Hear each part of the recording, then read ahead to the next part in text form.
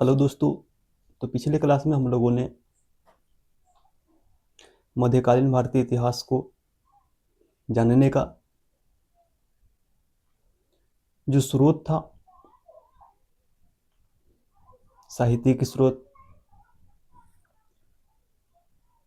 विदेशी यात्रियों का आगमन और जो पुरातात्विक स्रोत था, उसको हम लोग कल की क्लास में देख लिए थे और यह चैप्टर भी समाप्त हो गया था। आज की क्लास में हम लोग अरबी मुसलमानों का आक्रमण को देखने वाले हैं। अगर बात करें भारत पर अरबी मुसलमानों के आक्रमण की,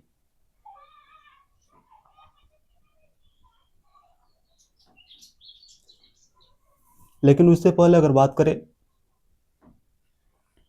तो इस्लाम धर्म की स्थापना जो है 7वीं सदी में हुआ है। और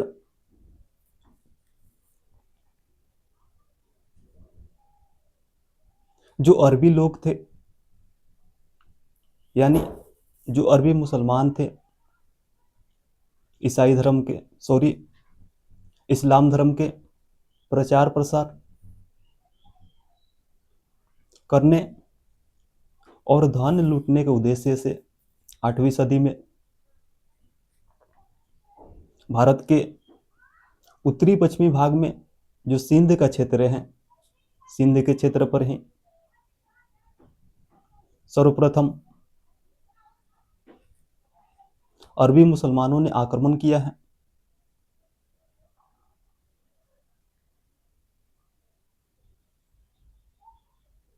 और जब अरबी मुसलमानों ने सिंध पर आक्रमण किया तो उस समय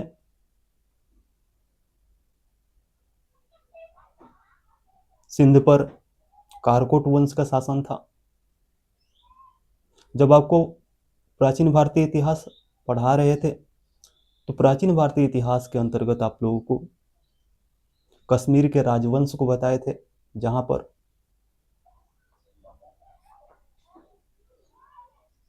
तीन राजवंशों ने शासन किया था। एक कारकोट वंश, दूसरा उत्पल वंश और तीसरा था लोहार वंश।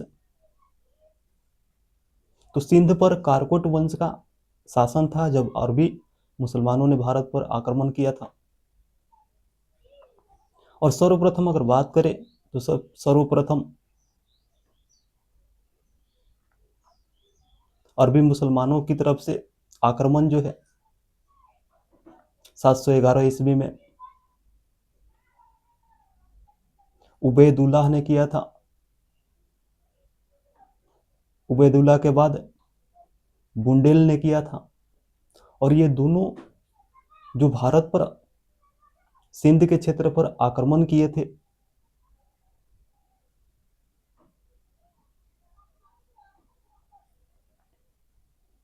ये दोनों असफल हो गए। फिर उसके बाद 712 ईस्वी में मोहम्मद बिन कासिम ने सिंध पर आक्रमण किया। और इस समय सिंध के शासक थे दाहिर।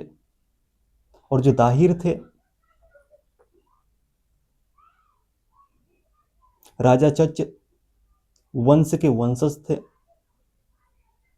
और इस समय सिंध की राजधानी जो है नवब्रह्मनवाद या आरोह हुआ करती थी। जब मोहम्मद बिन कासिम ने 712 ईस्वी में सिंध पर आक्रमण किया तो सिंध पर आक्रमण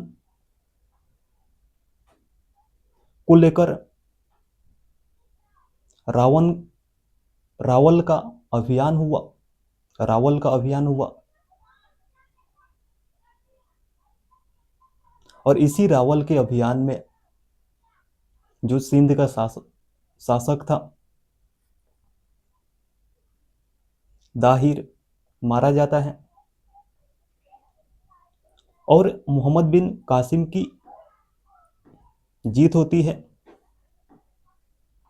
अगर बात करें सिंध विजय की जानकारी जो है, सिंध विजय की जानकारी चचनामा नामक साहित्य देता है, जिसकी रचना जो है अली अहमद ने किया है।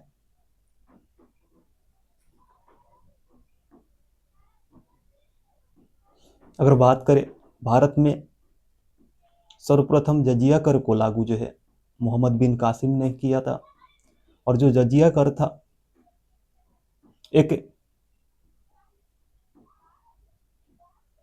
धार्मिक कर था जो गैर मुसलमानों से लिया जाता था।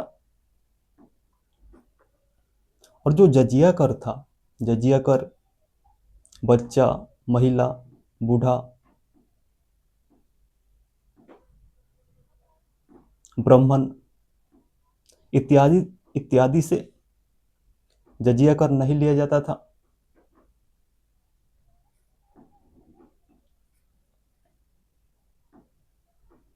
फिर इसके बाद अगर बात करें तो सिंध के क्षेत्र में खजूर लगाने और ऊंट पालने की प्रथा की जो शुरुआत है, सिंध के क्षेत्र में खजूर लगाने और ऊंट पालने की प्रथा की जो शुरुआत है अरबी मुसलमानों ने ही किया था।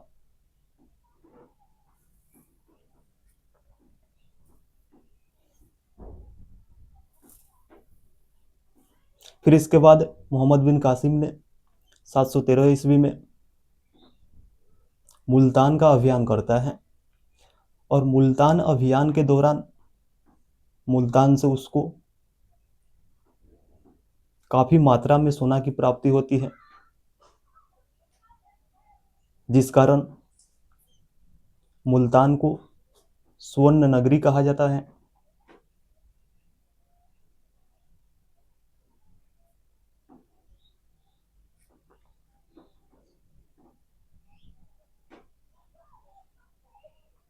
और जो मोहम्मद बिन कासिम था, मोहम्मद बिन कासिम ने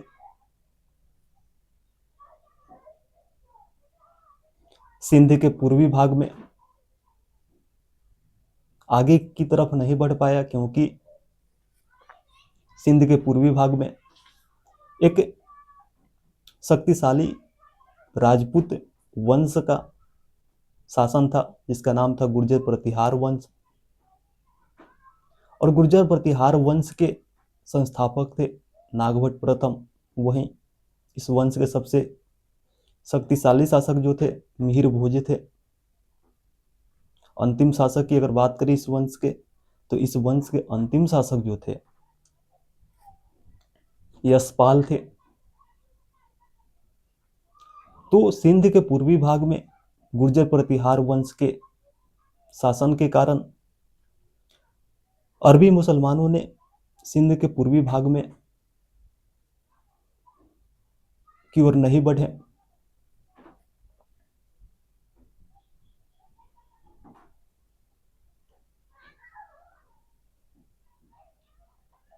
फिर 714 ईस्वी में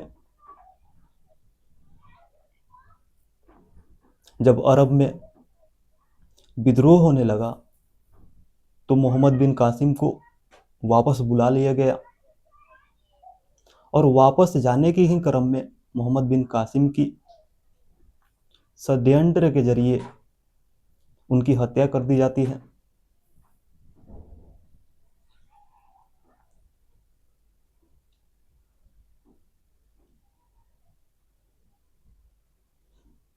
लेनपुल नामक विद्वान ने कहा है कि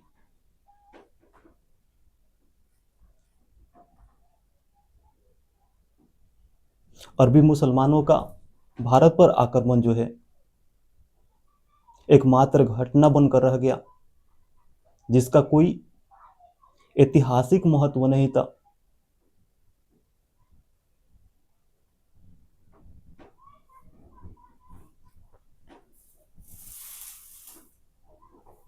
चीन में कागज, बारूद, छपाई खाना का जो आविष्कार है चीन में हुआ था, और इसको यूरोप के लोगों तक पहुंचाने का जो काम है अरबी मुसलमानों ने ही किया है। तो इस चैप्टर में हमें इतना ही पढ़ना है।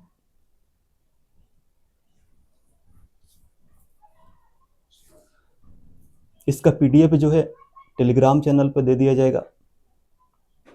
तो मिलते हैं नेक्स्ट क्लास में। जय हिंद दोस्तों।